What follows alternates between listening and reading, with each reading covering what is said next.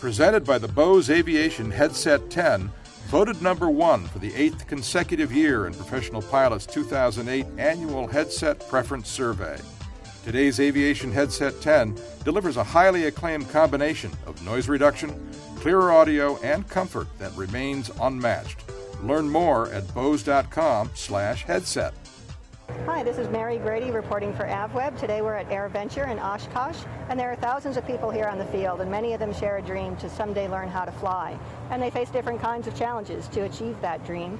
And today we're talking with Jessica Cox. She's overcome some really unique challenges. She's the first person who learned how to fly without the use of her arms, using an air coupe, which is a unique airplane that helped her to achieve that. Actually, flying was my greatest fear. And when I was younger and I used to fly commercially, every time I'd walk from the jetway onto the commercial airplane, I was just terrified, and I'd pray to God to take care of me.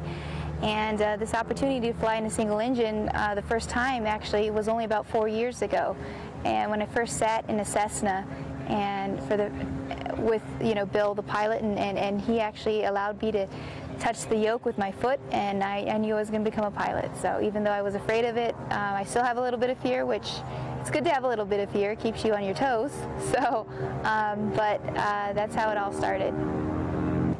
I don't necessarily wish that anything could have been easier. I mean, everything was a challenge, but I think the greater the challenge, the greater appreciation you have when you've accomplished it. And so for me, I mean, the basic challenge of learning how to put on my headset, learning how to buckle my seatbelt, and probably the greatest challenge was learning to land the plane safely. So gaining enough leverage to pull back on the yoke and flare the plane enough so that you can land in a safe manner, and that was the greatest challenge, yes. The furthest I've flown probably was my cross country, and that was to Globe. It's another mining town in southern Arizona, and I had the opportunity to fly out there. My foot fell asleep, but I trimmed the plane out and shook my foot up and landed it safely. So that was a fun experience. And I've actually I flew from Tucson, Arizona, all the way here to Madison, Wisconsin and actually it was a Piper Arrow. And that was an awesome experience. And then I rented a car from Madison and drove up to Reedsburg and picked up this little air coupe. The air coupe is that there are no rudder pedals. The rudders and the ailerons are interconnected, so you actually control those through the yoke. And with that, I have my right foot on the yoke, left foot on the throttle, and that takes care of all the controls. And then I take my right foot off the yoke once in a while to do whatever radio controls or whatever else I need to do. I met her at another air show. She actually looked me up, and when we met, she was talking on a cell phone, and I thought that was kind of ironic, holding it up with her foot.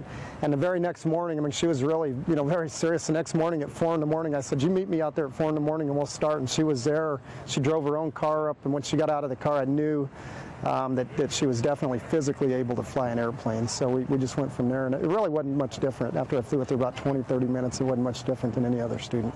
What we did, we had to make some modifications to the airplane. Initially, we built a strap that held her torso in, and we built some what we called stirrups that we stuck on the yoke shafts so she could stick her feet in them. And she flew about 6 hours with those and got where she was pretty competent in the airplane, and then we took them off, we weaned her off of them and just went from there. So. Right now I'm hoping to become a light sport instructor, and that way I can actually share this joy of flight that I feel like I should be able to share with other people. So it's come full circle for me, and now I'm going to be instructing others how to become a good pilot. To find out more, you can check out the websites for Able Flight and Right Flight. This is Mary Grady with AvWeb. We've been talking with Jessica Cox. Thanks for watching.